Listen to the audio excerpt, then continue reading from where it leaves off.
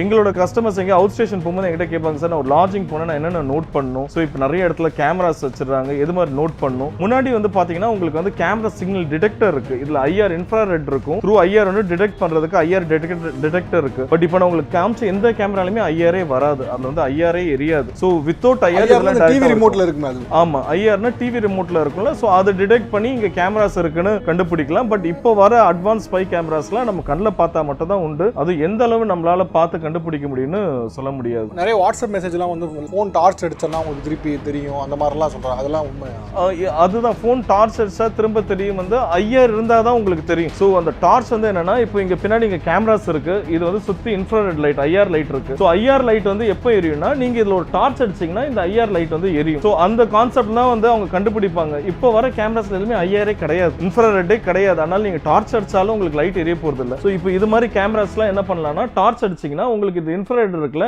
அது வந்து ஃபிளிக்கர் ஆகும். உங்களுக்கு இது ஆல்ரெடி நம்ம இப்ப ஹெவி லைட்னிங் இருக்கனால உங்களுக்கு தெரியாது. சோ ஒரு மீடியமா இருக்கும்போது நீங்க இது ஃபுல் கவர் பண்ணீங்கன்னா இதுல வந்து ஐஆர் எரியும், இல்ல சுத்தி இருக்குல்ல ஐஆர் வந்து எரியும். இப்போ ஓபன் ஸ்பேஸ்ல இருக்கும், நம்மளுக்கு இப்ப லைட்டிங் ஜாஸ்தி இருக்கனால இந்த ஐஆர் வந்து எரியாது. இப்ப கேமராஸ் வந்து இதெல்லாம் ட்ரெடிஷனல் கேமராஸ், இதெல்லாம் நைட் என்னன்னா இது சுத்தி ஐஆர் எரியும். ஐஆர் எரியும் போது உங்களுக்கு என்ன ஆகும்னா தெரியும். அது மாதிரி இருக்கு. பிளஸ் இப்போ வந்து பாத்தீங்கன்னா இந்த கேமராஸ் இப்ப ஜாஸ்தி வந்து போயிட்டு இருக்கு. இதுல கேமரா இருக்கிறது யாராலுமே கண்டுபிடிக்க முடியாது. மத்த கேமரா கூட நீங்க லைட்டா ரொம்ப மைன்யூட்டா வாட்ச் பண்ணா கூட இதுல கேமரா இருக்குது ஒரு சின்ன பாயிண்ட் தெரியும். பட் இது வந்து இப்போ லேட்டஸ்ட் கேமரா ட்ரை பண்றதுல எங்க கேமரா இருக்குன்னு ட்ரை பண்ணுவாங்க.